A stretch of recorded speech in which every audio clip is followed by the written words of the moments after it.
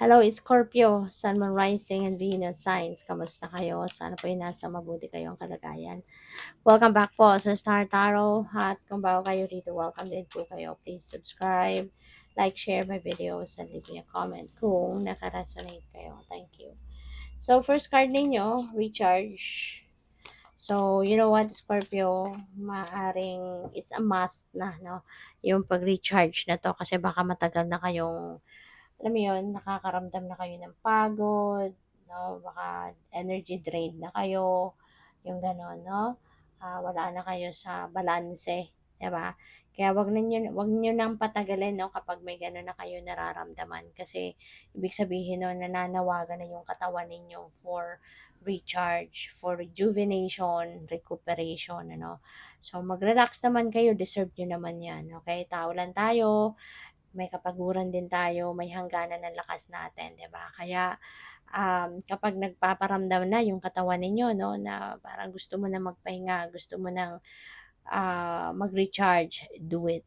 Na huwag ka ng magpatumpik-tumpik pa, huwag mo ng i-extend pa 'no, kasi baka mamaya 'di ba magkasakit ka na.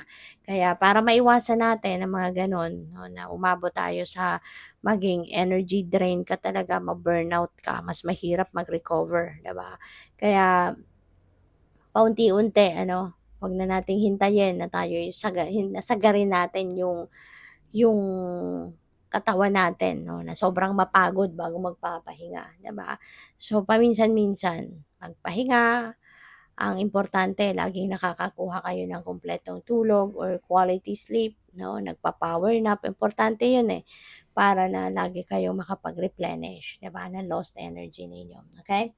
So, your next card is optimism. Ayan, sabi dito, after each rainstorm, there will be clear skies, 'di ba? Kaya huwag kayong mawawalan ng pag-asa. Huwag kayong susuko, 'no? Kung kunyari may mga problema na dumadating, eh, normal naman 'yun, 'no? There's no smooth, journey sa buhay. Meron at merong problema, meron at merong mga challenges, 'no, na may encounter tayo along our life's journey. Natural 'yun, parte 'yun ng soul's journey natin. Kaya, maging optimistic lang kayo, always keep your hope and faith alive, and be optimistic about life, 'no? Kasi isipin niyo din na wala namang permanente sa mundo. Lahat nagbabago, lahat natatapos, 'di ba? Kahit nga buhay, 'di ba, may katapusan ang buhay. Kaya lalo na 'no, yung problema natin, kung meron ng mga problema diyan, lilipas din 'yan, malalagpasan din 'yan, masosolusyunan mo din 'yan. Kaya hindi po puwedeng susuko, hindi po puwedeng gi-give up, 'di ba? So, kailangan lang na magpatuloy lang na maging malakas ang loob kasi in the first place hindi naman ibibigay 'no sa'yo ang problemang 'yan kung mayroon kang problema ano, kung hindi mo kaya. Kaya 'yan ang binigay sa'yo kasi God knows na kaya mong malagpasan, kaya mong solusyonan, 'di ba? Kaya mong hanapan ng ano, ng way out. Kaya 'yan ang nasa iyo, okey?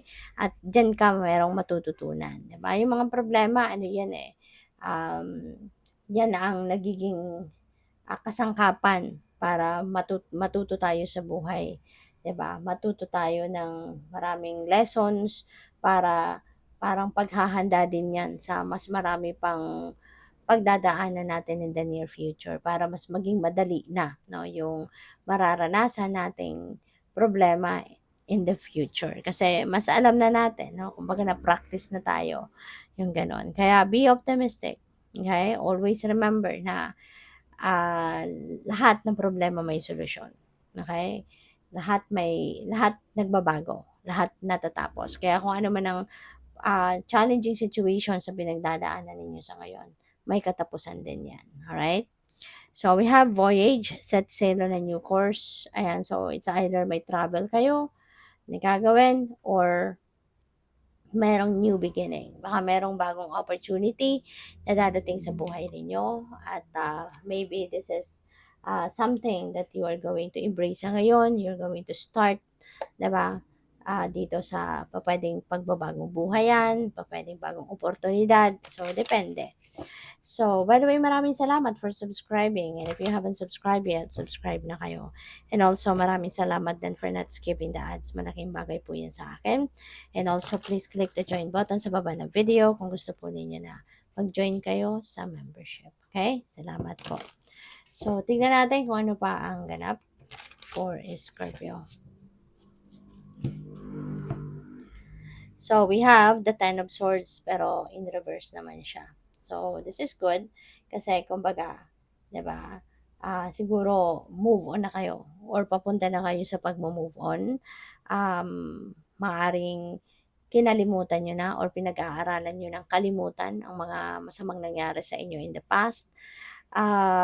You're healing, no? You're healing. Yun ang mga importante kasi kumbaga when you are healing, ibig sabihin dumaan na kayo sa proseso ng acceptance, ng forgiveness, 'di ba? So, kumbaga nabunutan na kayo ng tinik sa dibdib.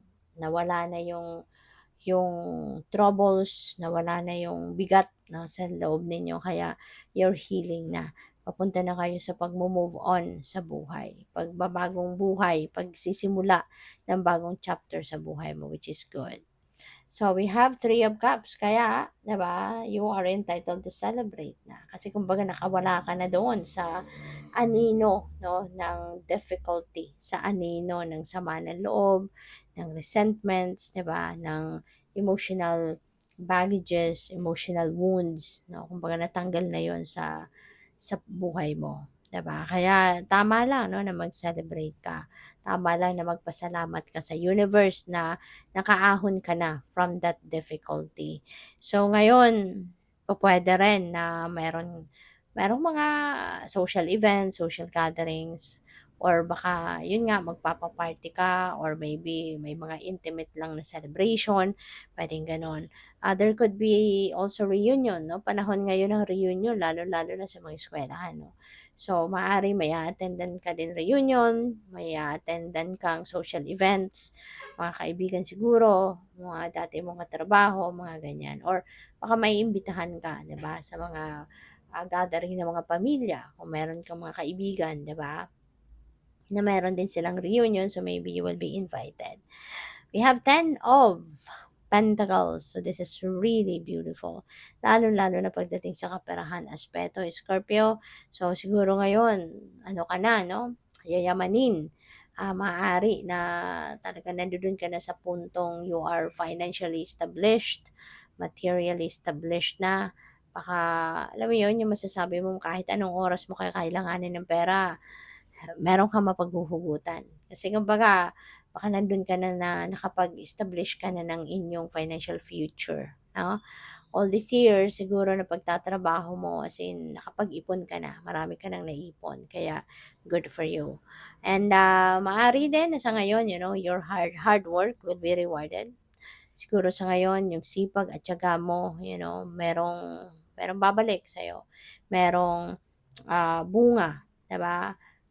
Ang mga paghihirap mo, pagtiyatiyaga. So, siguro there will be financial gain na paparating sa inyo sa ngayon. So, yung sipag, tiyaga, 'di ba, effort mo, ito na, maaring paparating na yung bunga nito at maaring this is something, no, na parang bonggang-bongga ang dadating. So, this is not just pipitsugin na amount of money ang pwedeng dadating sa'yo. Oo, yun ang napipick up ko dyan. So, good for you. At yeah, so meron din ako napi-pick up dito na family gathering, no, Scorpio. So, talagang baka yung pamilya din ninyo, baka may reunion din kayo, immediate family. Baka kasi yung mga kapamilya mo, mga kapatid mo, kung saan-saan na napunta. Sa iba't ibang parte na ng mundo siguro napunta at ngayon merong gathering kayo, 'no? Baka sila'y uuwi, kaya magtitipon-tipon ang inyong pamilya, 'no? So, good luck and have fun. Thank you for watching. Love and light. Namaste.